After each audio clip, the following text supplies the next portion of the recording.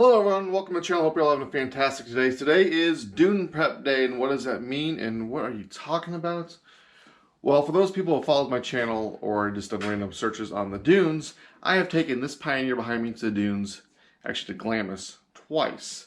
Yes, 2 times. The first time I took it on the stock tires, and it did okay. You know, I ran about 4 to 6 PSI, something like that. Last time I took it on a set of sand tires, pedals in the rear, smoothies in the front, Scat Tracks I think was the brand, on some Can-Am rims, and it did really, really good. Well, today we're going to prep it, and we're taking it on portals. And I only know of one other person who's taken on portals, and that was a side-by-side blog. They took Mud Life out there on portals, and that was actually the vehicle that I first saw that made me really want a big lifted vehicle. The advantage they have is they have, you know, a longer wheelbase, a solid foot or so more. But that doesn't matter to me because you run what you run and you have fun.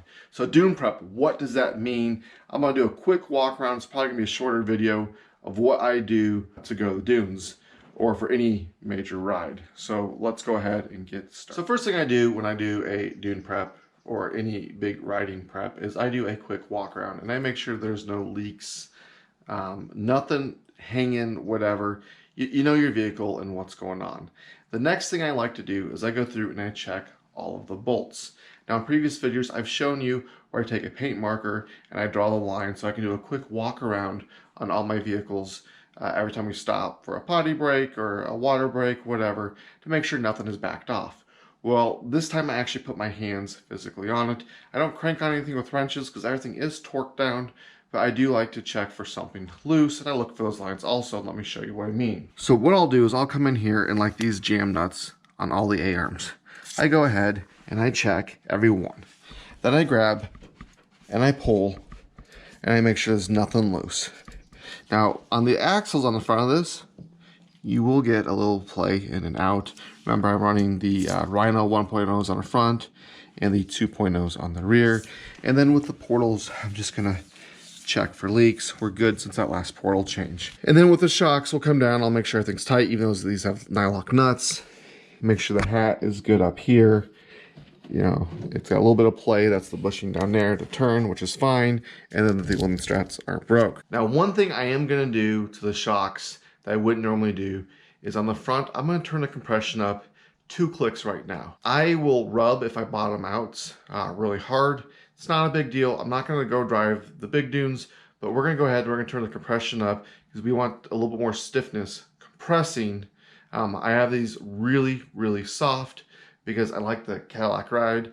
And don't forget, by making this thing 8 inches wider, it also puts more leverage on the shocks. So let me show you how I do that. So on the Viking 814 shocks, my adjustment knobs are on the bottom. I have compression here and rebound here. I don't remember what I have it set at. I do have it written down. So I'm just gonna add 1, 2 clicks compression here, and then we'll walk around to the other side and do 2 clicks over there. And it's when the compression's in the front, rebounds in the back because it's swapped. So we'll go 1, 2. I know it looks like I'm turning quite a bit, but I'm not. I can actually feel the clicks. And then one last thing I'm going to check in here before I jack this thing up is I'm going to go ahead and I'm going to check the tie rods and steering rack. So I'll go ahead, I'll finish the other 3 corners, then we'll come back and jack it up. Well, we got jacked up, and now let me show you what to look for. Because I run portals, I do want to verify that there's no leaks. Everything's nice and dry. Then I'm going to check, make sure all the cotter pins are in the castle nuts, and I don't see any cracks or flaking in the powder coating of the A-arms. There's nothing obviously bent. I'm also going to come up here and just check the frame stiffener right there. And there's no leaks down in there, and everything looks nice and tight. Now that I've verified that all the hardware is still nice and tight, I'm going to go ahead and I'm going to grab the tire. And basically what I'm looking for is there any play. Typically it'd be in your bearings because I have portals. It's a little bit different, but I'm also checking the ball joints. Then we're going to take a pry bar. We're going to go between the A-arm and the top of the knuckle, and we're going to just kind of see if there's any play in there with the pry bar. And then we're going to grab the A-arms and we're going to tug on them again. Because I had the issue of finding that clunk in the previous video, the bushings were worn out.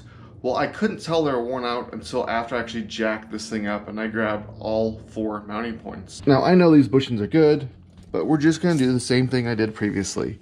And we're gonna pull, and I've already replaced all these. Then we're gonna take our pry bar, we're gonna stick it right here and right here to see if there's any play. So let's go ahead and check that. So we got our Mako 25-inch pry bar.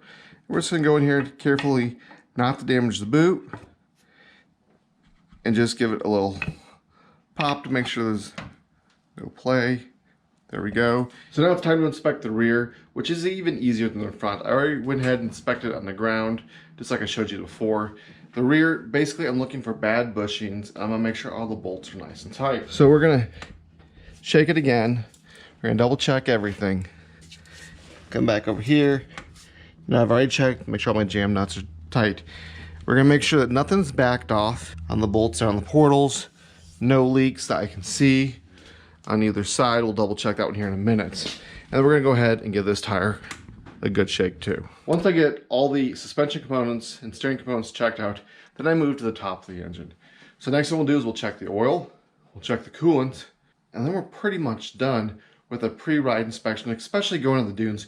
Remember, the dunes is very hard on the machine, so make sure all the coolant levels properly topped off. So let's go ahead and get that stuff done. So checking oil and piping, you're gonna open your back door or lift up the tailgate. My seats are currently up, so we're gonna go ahead and you're gonna lift up this flap right here, and this is where you check your oil. It's not the easiest location Honda could have put the dipstick.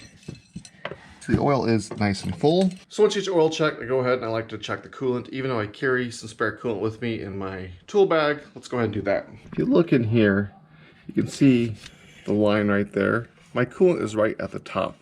It's completely full. My machine is warm. I have been driving it.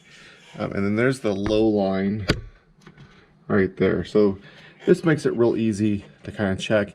Well, that's it. That's pretty much my pre-ride check for my vehicle. There's a few more things I do like to do. I always like to double check that I have everything in my toolkit, extra ball joints, whatever. I have the ball joint press out. And that stuff will stay in the camper because at the dunes, height is your enemy, but weight is your enemy. I don't plan on doing any of the big dunes. We are going down to Buttercup, so we're going south of Glamis off of I-8. So apparently those are considered the bunny hills, I've been told. I don't know, leave a comment below. The only thing I have left to do is take the windshield off, and I will do that the day before I leave for the dunes. Once I get that windshield off, I am good to go until I get to the dunes and I get some air out of these tires. I'll probably run around 8 PSI so I don't blow any tire off the bead. Again, I'm not going out to the big hills. I just want to go do some of the fun stuff, have some fun out there on portals. So I hope you enjoyed the video. Don't forget to like, share, subscribe, and until next time.